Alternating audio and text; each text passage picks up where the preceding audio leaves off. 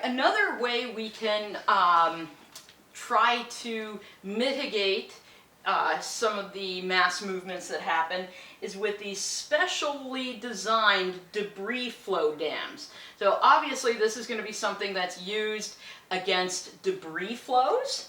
They look like this, and how this is designed is that the debris of the debris flow, meaning like all the rocks and boulders and stuff like that, gets caught behind the dam, and just the water then flows through like a normal river. So these do work, again, but up to a point.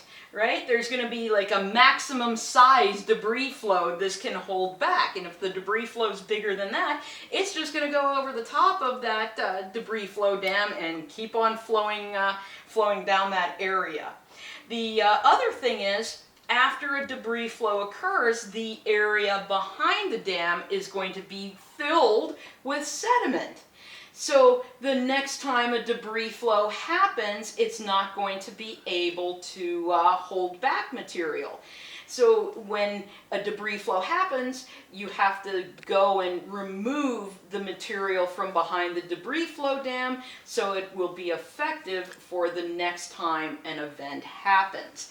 Thus, these things need constant maintenance to make sure that they can be effective.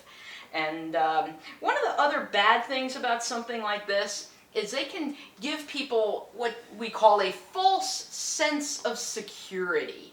It can make people think, well, I'm perfectly safe, I've got the debris flow dam protecting me, when in fact, like I said, what if a bigger than average debris flow comes? That's not going to stop it.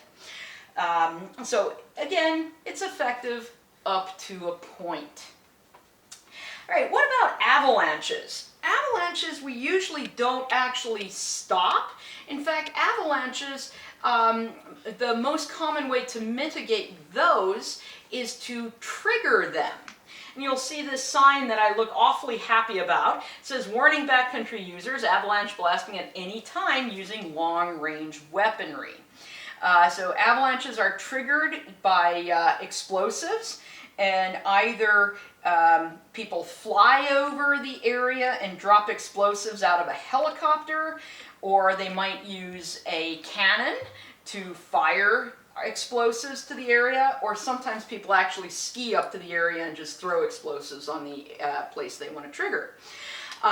If you like to go skiing, ski areas, before they open the slopes to skiers, will actually look and see if there's any avalanche prone areas or places that avalanches are likely to happen. And before they open the ski slopes, they will trigger those avalanches with the explosives. So then the avalanche has already occurred before the skiers end up showing up.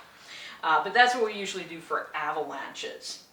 All right, so let's say you are moving to a place and you want to buy a new house, but you're thinking, do I need to be worried about mass movements? Do I need to be worried about rock falls or landslides or mud flows in this area? What should I look for? Well, here are some of the things that are a sign that mass movements are likely. Simply having a steep slope somewhere around your house. Well, remember, steep slope, that means rock falls can happen. Steeper the slope, the less stable it will tend to be.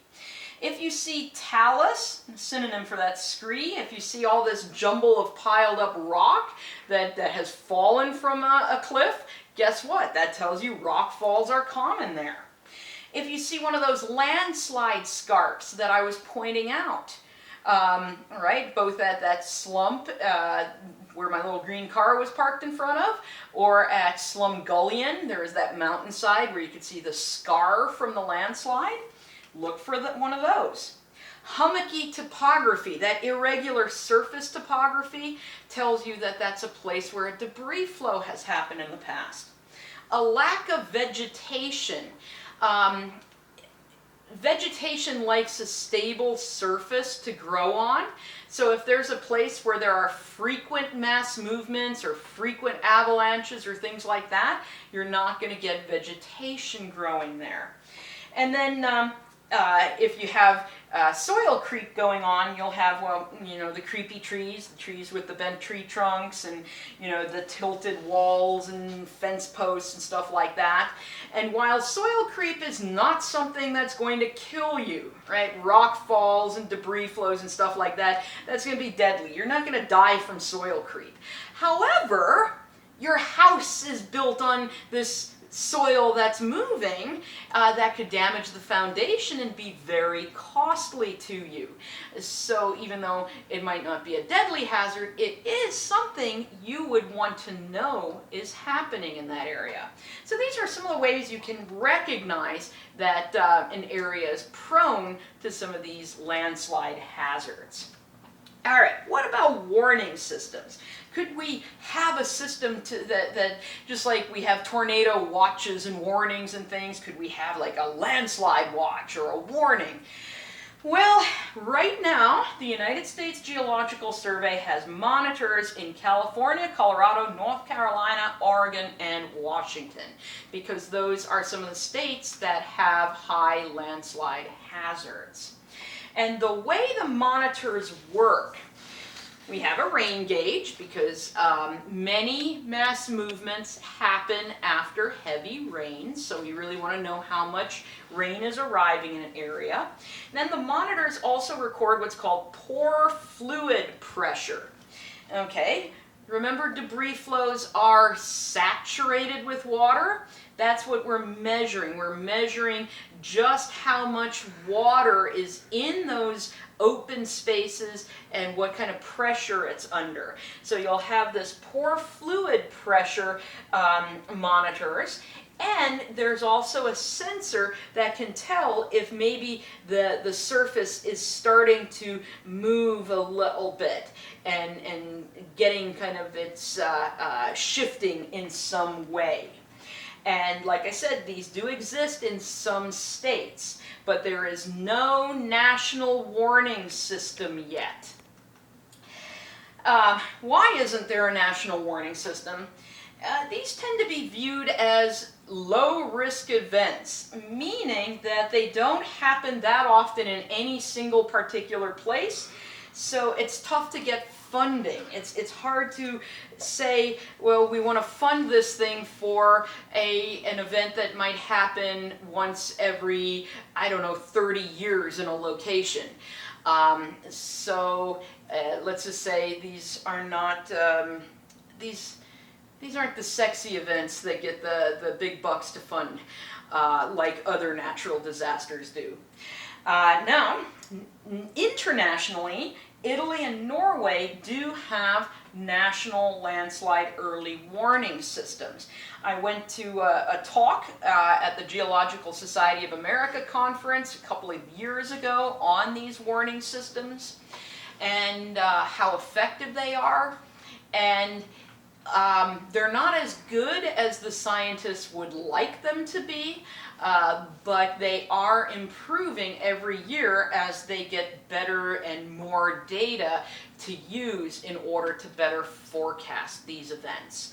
And so someday maybe we will have, as more experiments are done and more observations are made, hopefully eventually we'll have better warning systems. All right, so this is your random picture of the day. That is indeed me hanging my legs over the edge of a giant cliff, because everyone should take a picture like that at some point in their lives, I guess. I don't know, it was fun. Now, before I sign off though, I would like to actually show a couple of videos of real mass movements happening, just to give you an idea of what these things look like. The first thing we're going to take a look at is a debris flow, because I really just want to show you the power of these debris flows. And this is in Colorado, and what we're going to end up seeing is, you can see a lot of water in that, but also just look at the size of some of the rocks that are being pushed around in that debris flow. And you can see the speed at which this can happen as well. Some are even faster than that. So when we're talking about debris flows, there's a lot of energy there, and a lot of destruction can happen because of the size of the boulders and material that can be moved. All right, let's go to our next video. Our next video is a rock slide. Before we start this video, I want to just point out, notice how the rock, oh, well, that wasn't helpful. Oh, there we go. Notice how the rocks are all parallel to the slope. Remember I said if rocks are parallel, if they're tilted parallel to the slope, they're more likely to slide. Well, let's see what happens in this case. There we go. Sliding down there parallel to the slope. And so that would be a nice translational slide.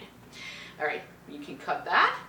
And so there you go. You had a couple of examples of real-life mass movements that have occurred, and a little bit about the different landslides that affect the world.